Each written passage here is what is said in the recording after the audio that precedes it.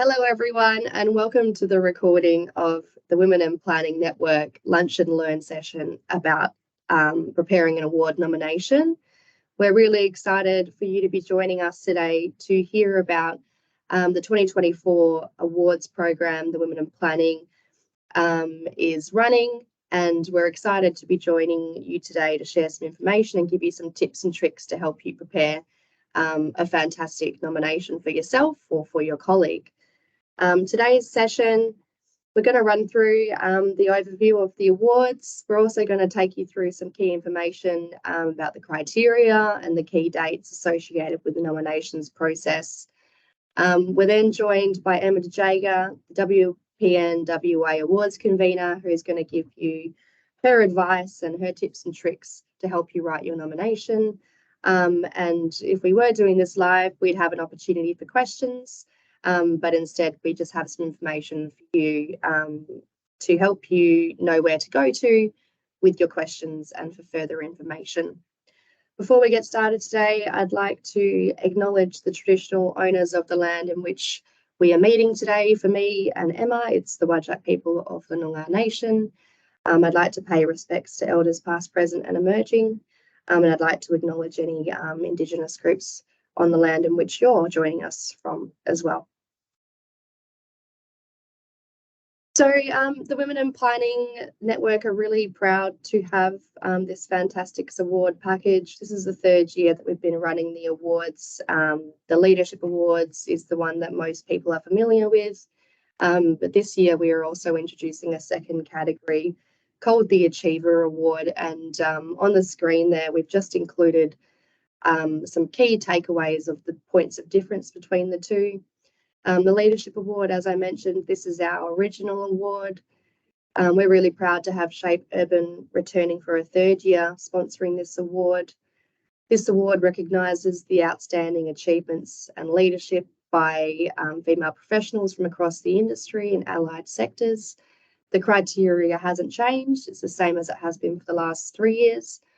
And there is more information on the website about that award and who it's targeting. The Achiever Award, as I mentioned, is a new category that we're introducing this year. It's in response to feedback that we've been receiving from our network members that we may wish to consider introducing a second category that's more targeted at professionals in the early to mid stage of their career and give them an opportunity to be recognised amongst the leaders of our industry as well. We're really proud to have Department of Planning, Lands and Heritage sponsoring this new award category, which seeks to recognise the contributions of an emerging female professional who's delivering outstanding achievements and really building a profile as a future leader in our industry. We see the recipient of this award already having leadership skills, very much being a leader amongst their peers. And it seeks to recognise these persons and recognise those people that are on a very clear path to achieving greatness and leadership in the industry. Just some further information about those two categories now. On our website and on Peer's website, there is a lot more information in two brochures. There's an image on the left of your screen there that shows you what it looks like. It goes into detail about the criteria, both the selection criteria and the judging criteria, as well as some key dates and other important information associated with each award. We very much encourage you to investigate these award categories further through the brochures. But today we'll just give you a snapshot, I guess, of the key criteria and the key information you should be aware of.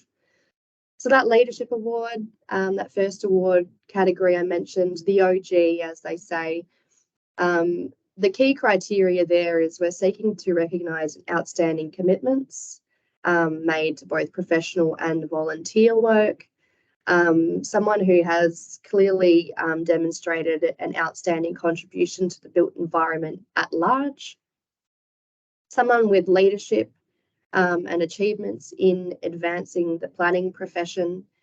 Our past award recipients in this category have demonstrated this through their achievements in the workplace, such as by creating gender equity policies, reforming maternity policies, even supporting their female colleagues in achieving promotions and the like, as an example. The other key criteria is these people must be able to demonstrate clear support for female professionals, both their colleagues but also their employees, noting that leadership position, and clearly demonstrate work towards a more diversity and inclusive culture in the planning profession as well. The Achiever Award, so just some key criteria on the screen there, and again, a snapshot of what that brochure looks like on your left. Another one that's available on the Women in Planning Network's website and Peers website as well. This category, you'll notice the criteria is somewhat similar to the Leadership Award.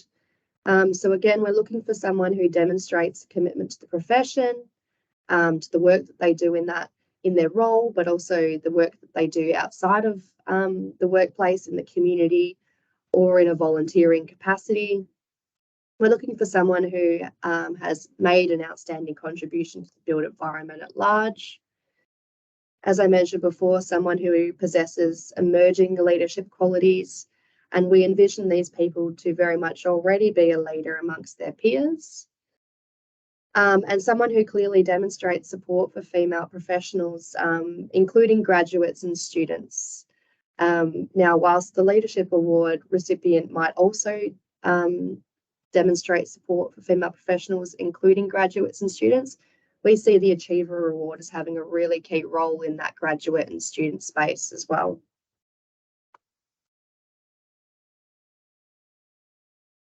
So the brochures go into further detail, as I mentioned, and they include some other considerations that the judging panel will make when assessing nominations. In the blue text, there are a few considerations that are worth highlighting. The first one there, peer membership is not essential to nominate. It is encouraged, but your nomination won't be turned away if you are not a peer member. You must be eligible though. So it's important to outline in your nomination whether yourself or the person you are nominating is a peer member, and at minimum whether they are eligible or not. On that note, self-nominations and peer nominations are accepted.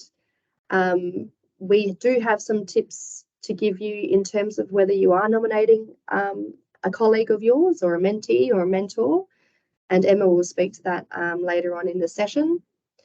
There is a word limit that applies, and I encourage you to consider the information when preparing your nomination in that regard.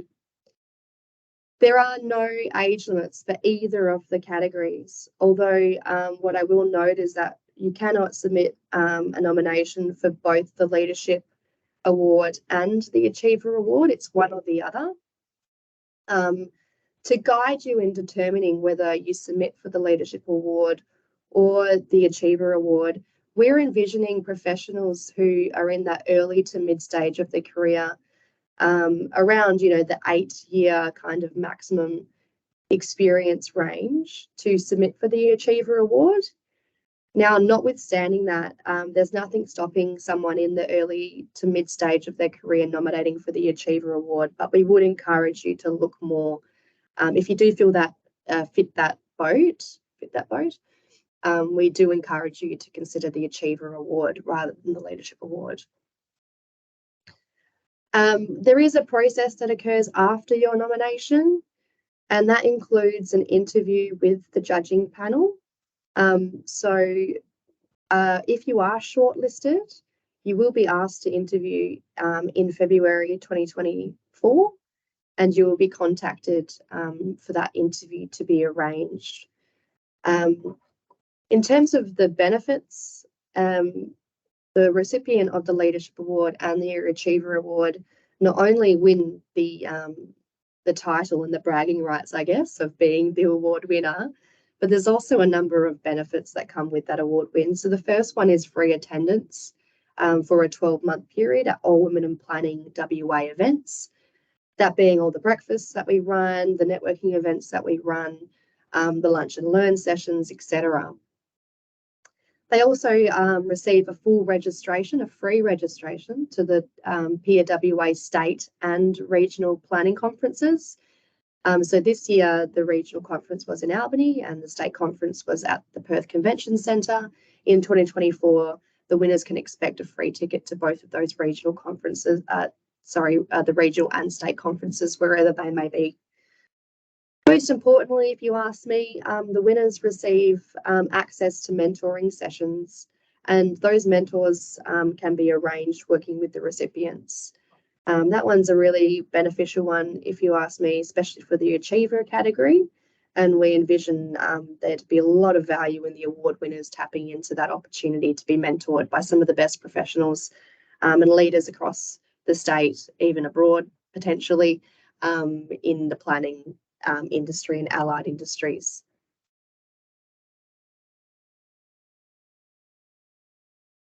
So the brochures also include information about how to submit your nomination and the essential requirements that are required as part of that nomination. You must submit a complete and signed nomination form, and that nomination form is on PIA's website. It's a digital form. There must be a minimum of 2 profile images of the nominee submitted and a maximum of 6. We encourage you to submit more images than less, and there are attachment fields to enable those images to be uploaded. I know in the past there have been some issues with the quality of images, so please make sure they are of high definition. Otherwise, there's nothing more embarrassing than having your picture on a screen that's pixelated, that's for sure. A statement addressing each of those selection criteria that I went through before, noting the word cap. That's an essential part of your submission and a really key part of it. The judging panel reviews that in detail when making a call about whether to shortlist you or not, so please make sure that is a part of your nomination. A short bio. This is really just a short, sharp introduction and summary, I guess, of the nominee.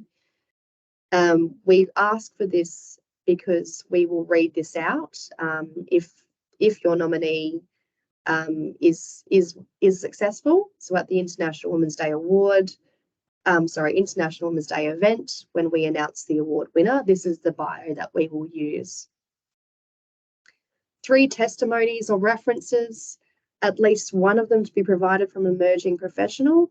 Emma's got some tips and tricks on this one. This is a really important part of your submission requirement, and I'll leave it to Emma to speak to more about that. There's also a section that allows you to submit any other supporting information that you see fit.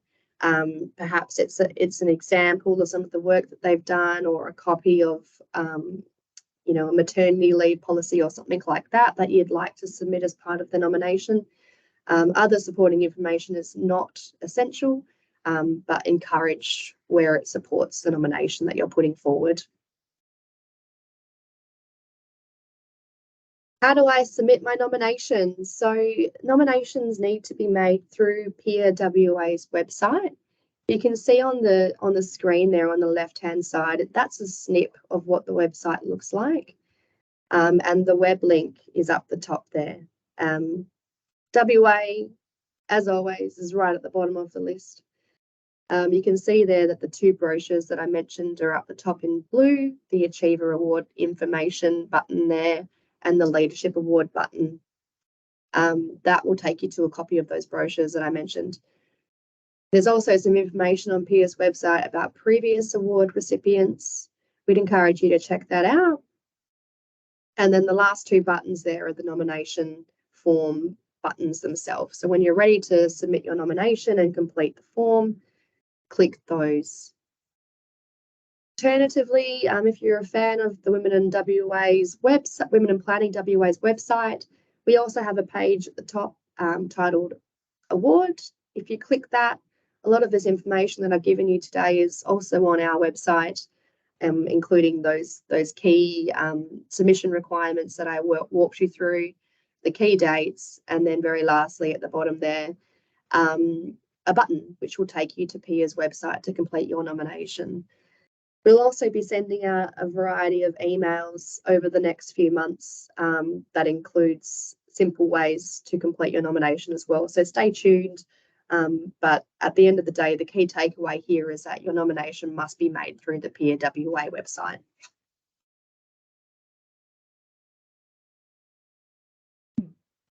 So I guess this is the most important part of the session today. We're really lucky to be joined by Emma de Jager, who is the Women in Planning WA Award Convenor. Emma has held this role since the creation of Women in Planning and comes to us today with immense experience in not only organising awards through her past role as State Manager of PIA, but has read, 100 or so, I would say. Emma, correct me if I'm wrong, really solid award nominations. So Emma's joining us today and going to give us her tips and tricks to help you prepare a really strong nomination. So without further ado, Emma, welcome. Thank you so much for joining us. Thank you, Cassie.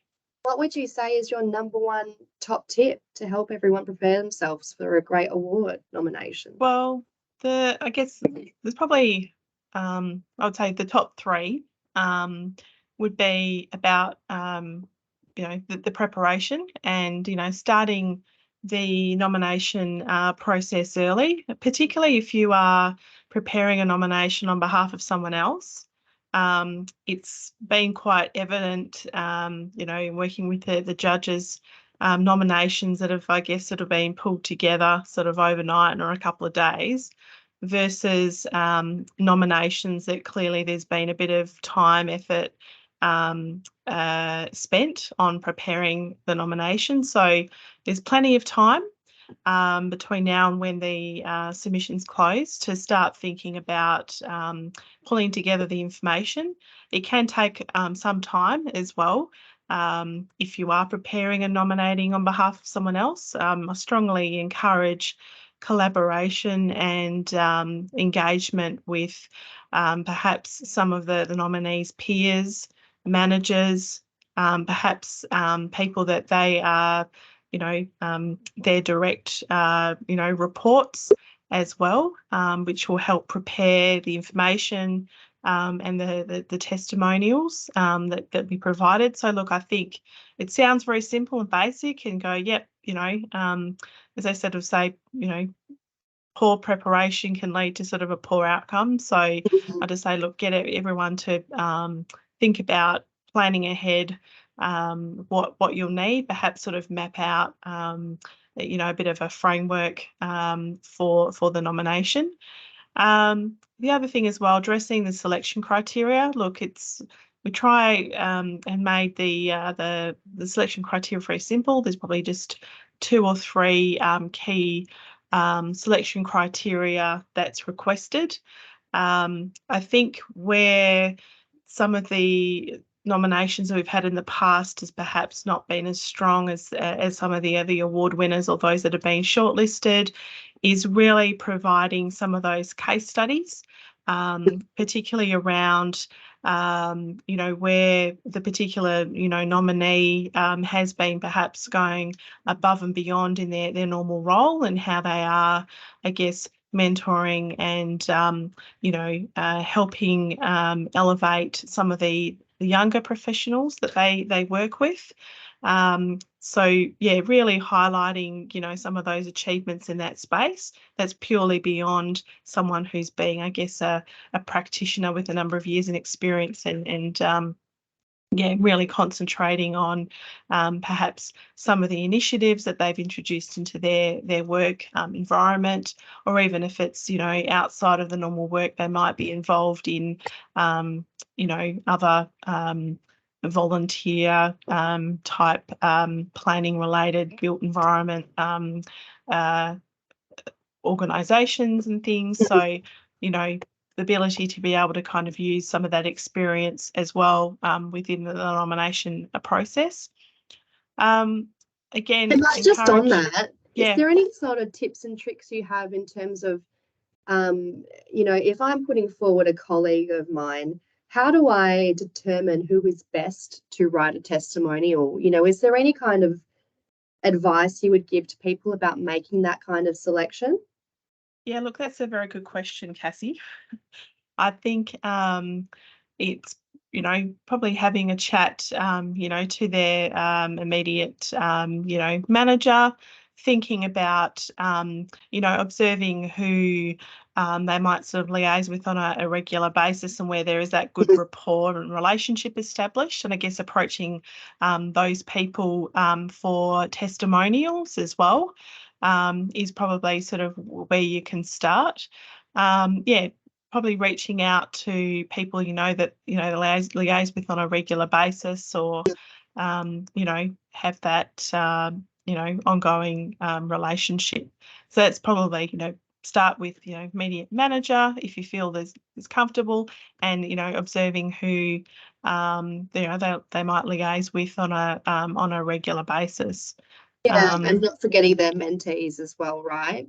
Yeah, that's exactly right. I think that's a big part of it, and certainly some of the nominations that have had some testimonials that have come from some of the more junior members of a particular team or the direct mentees as well, who have quite happily, I think, prepared a testimonial to help support the nomination. So, yeah, I would sort of encourage something if you feel comfortable in terms of, their direct manager, some of their peers, and then certainly people that they might be mentoring, whether it be at work or, in a sort of a volunteer capacity as well. So that would be probably some of the areas to kind of, look for.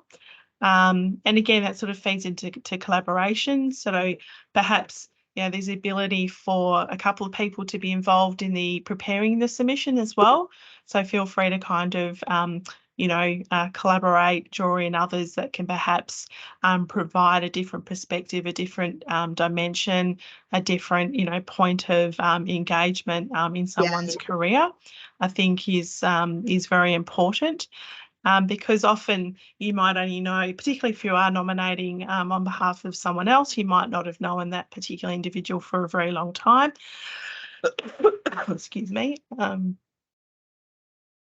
Yeah, and I guess that's a key question I wanted to raise with you, Emma. And I've been in situations in the past where I've nominated myself for something, but I've also been nominated by my peers. And whilst both are totally encouraged and welcome, I wonder whether there's an approach that you would suggest.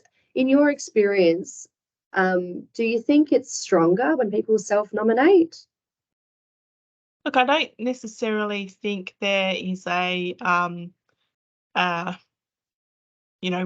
has an advantage over the other per se. Now, well, certainly if you are self-nominating, I mean, who knows yourself, better than Yeah, exactly. than yourself. But certainly, I think in terms of if I sort of look back at those that have, have been previous sort of recipients, I think they have actually all been nominated on behalf. Someone else has spent the time and effort to put in the nomination. So I think that clearly demonstrates that it's not necessarily, those that are writing sort of a self-nomination. So I think it just comes down to really more thinking about the selection criteria, providing that situational or case study as well to help demonstrate how particular, addressing some of the selection and judging criteria that's sort of put forward. So I don't necessarily think that self-nomination versus someone nominating on behalf, can have a particular advantage. I think definitely you sort of see where there's been stronger nominations is where that it kind of comes across that there has been collaboration, that clearly someone has been probably nominated as, I guess, the lead submitter, but have clearly sort of gone and approached others to help kind of shape and craft the nomination process. So they've definitely spent time getting the testimonials. We asked, for those testimonials, but there have been nominations in the past where that hasn't been submitted. So I would just definitely encourage you to sort of think that that's a crucial part of the nomination process. It helps, I guess, provide more insight into the the person that you're nominating. Yeah.